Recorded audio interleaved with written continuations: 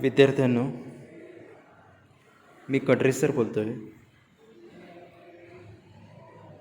आपल्या 12वीच्या इंग्लिशच्या टेक्स्टबुकमधील 2.1 पोयम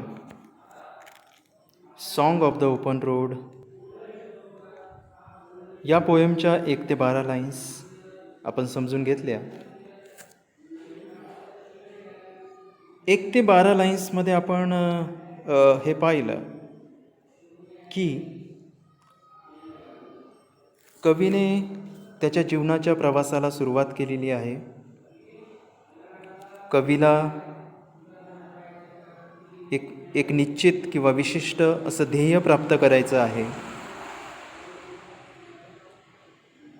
आणि कवीने आत्मविश्वासाने व स्वावलंबीपणाने आपल्या जीवनाच्या प्रवासाला सुरुवात केलेली आहे. So in the 1 to 12 lines, we have seen that the poet has started his journey of life to achieve his goal or ambition. While starting his journey of life, the poet is very confident. He feels self-dependency. He has completed all the practical issues in his life, and then he wants to start his life journey in the direction of his goal.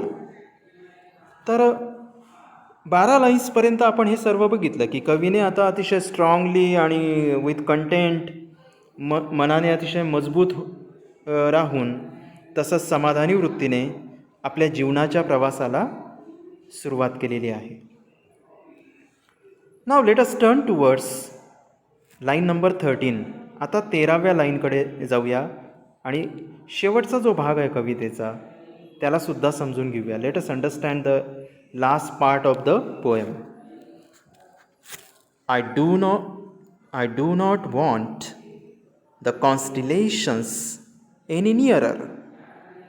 I know they are very well where they are. Okay, so these are the lines. The poet is saying that he do not want constellations any nearer. So what is the meaning of constellations? कॉन्स्टिलेशन्सचा अर्थ काय होतो? कॉन्स्टिलेशन्सचा अर्थ इथे बाजूला दिलेला आहे. The meaning of the word constellation is given at the right hand side coloured column. This is the meaning of constellations. Constellations has 2 meaning. की कॉन्स्टिलेशन या शब्दाचे 2 अर्थ होतात. एक फेट म्हणजे दैव, त्याला डेस्टिनी पण म्हणतात. दैव किंवा destiny, fate or destiny. Second meaning आहे influential group of people. This is a second meaning of the word constellations. Influential याचा अर्थ प्रभावी, प्रभावी लोकांचा गट किंवा प्रभावी लोकांचा समूह. याला प्रसिद्ध लोकांचा समूह असं सुद्धा म्हणतात कॉन्स्टिलेशन. ठीक आहे. मग कॉन्स्टिलेशनचा अर्थ आपण घेऊया की प्रसिद्ध किंवा प्रभावी लोकांचा समूह. कवी सांगतोय त्याला आता प्रभावी किंवा प्रसिद्ध लोकांकडे जावंसं वाटत नाही. The poet do not want constellations any nearer. की प्रभावी लोक त्याच्या जवळ असायला पाहिजे असं त्याला आता वाटत नाही आहे. याचं कारण असं आहे की प्रभावी लोकांमुळे त्याचा विकास होईल किंवा प्रभावी लोक त्याला मार्गदर्शन करतील आणि तरच तो पुढे जाईल, आता असं त्याला वाटत नाही. कारण कवीने आता त्याचं ध्येय निश्चित करून टाकलेलं आहे. The poet has decided his goal. The poet has a clarity of his goal. The poet has also clarity of his life journey. So he don't want constellations any nearer. ठीक आहे, की ध्येय निश्चित केल्यामुळे त्याला आता प्रसिद्ध लोकांच्या जवळ असं राहावंसं वाटत नाही आहे किंवा प्रसिद्ध लोक आपल्या जवळ असायला पाहिजे असं वाटत नाही आहे. I know they are very well where they are. कवी म्हणतोय की मला माहिती आहे की जिथं कुठे ते प्रसिद्ध किंवा प्रभावी लोक आहेत तिथं ते खूप चांगले आहेत. wherever these famous people are, they are very well. These famous people have done their job in a good way at a particular place. की एखाद्या विशिष्ट ठिकाणी या प्रसिद्ध लोकांनी त्यांचं काम अतिशय प्रभावीपणे केलेलं आहे हे मला माहिती आहे. These famous people are very useful for most of the people, right? I know they suffice for those who belong to them. ठीक आहे, की कवी असं म्हणतोय की मला माहिती आहे की ज्या लोकांच्याकडे हे लोक आहेत, हे प्रभावी लोक आहेत, ज्या लोकांच्या जवळ हे प्रभावी लोक आहेत,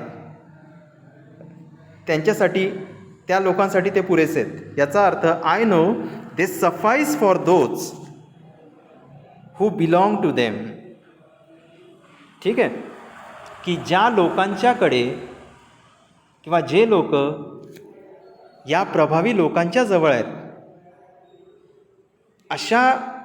अशा सामान्य लोकांसाठी हे प्रभावी लोक उपयोगी आहेत. इट मीन्स दॅट इथं कवी प्रभावी लोक हे अतिशय चांगलं कार्य करत आहेत, त्यांच्यामुळे इतर लोकांना फायदा होतो, ते इतर लोकांना मार्गदर्शन करू शकतात हे कबूल करतोय. The poet confess that these constellations are very useful for many people. Okay, आणि सफाईस याचा अर्थ पुरेसे. सफाईस मीन्स पुरेसे असणे.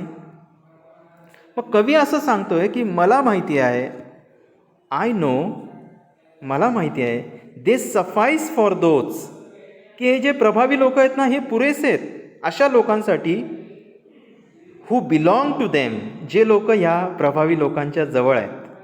म्हणजे सर्वसामान्य जे सर्वसामान्य लोक आहेत या लोकांसाठी हे प्रभावी लोक पुरेसे आहेत असं कवी सांगतोय. पण the poet has decided his journey by himself. The poet has decided his goal for himself. So he don't want to go to constellations. Now in the bracket some lines are given. आता बघा या ब्रॅकेटमध्ये काही lines दिलेल्या आहेत.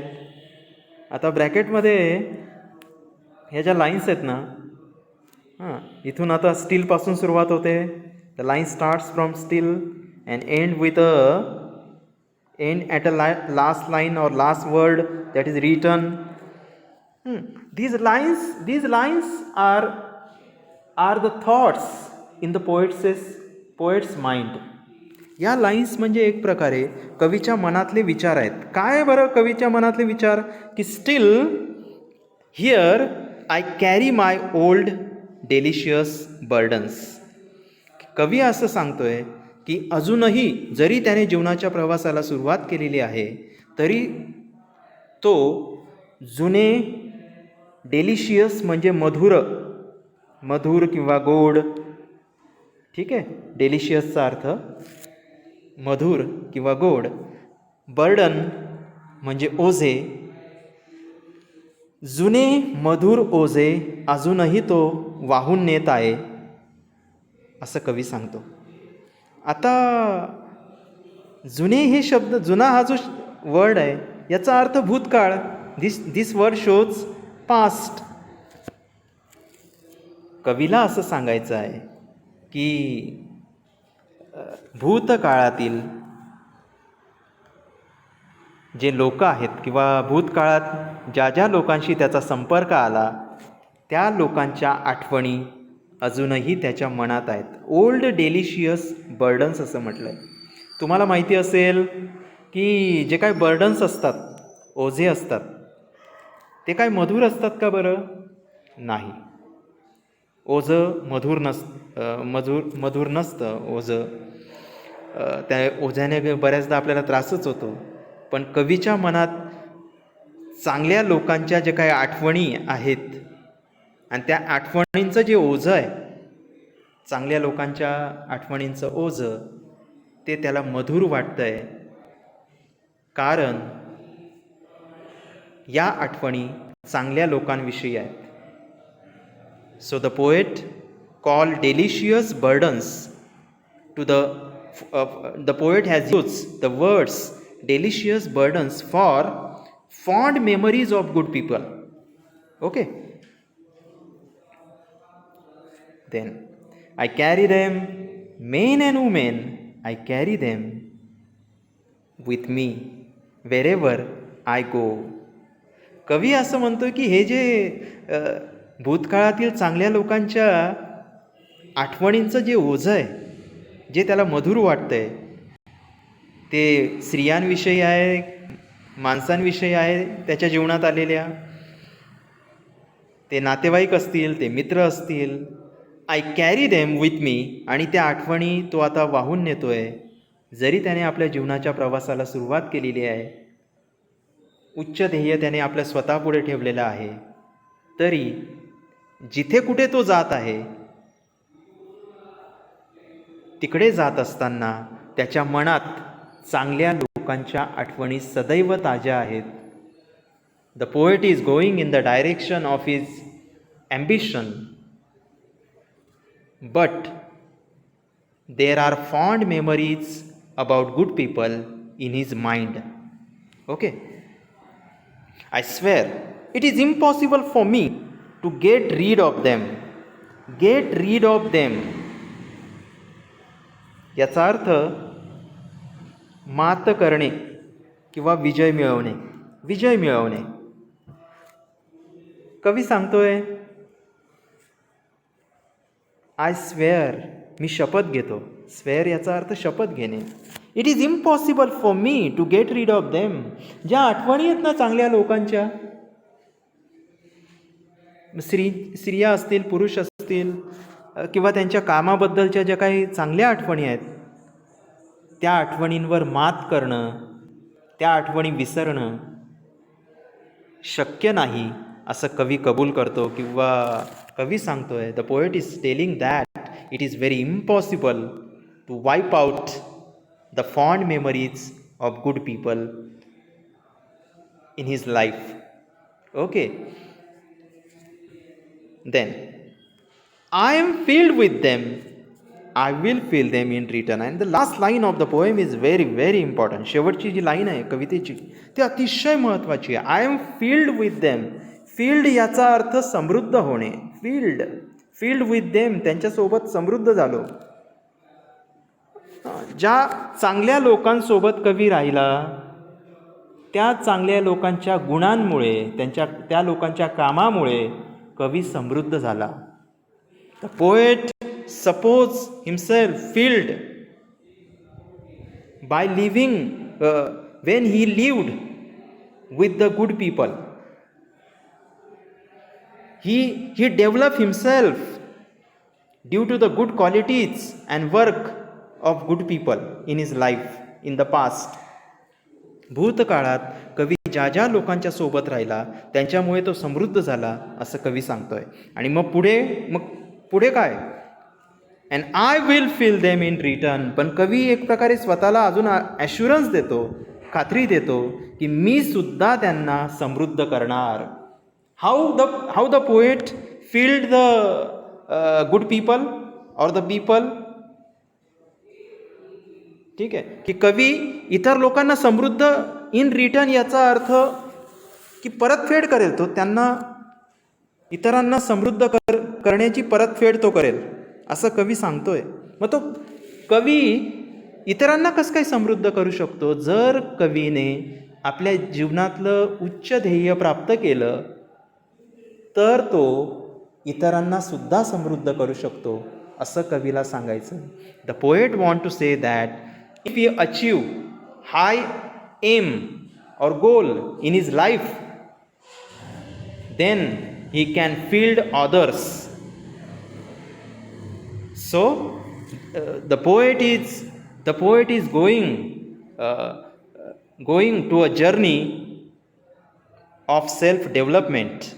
After self development he can feed others.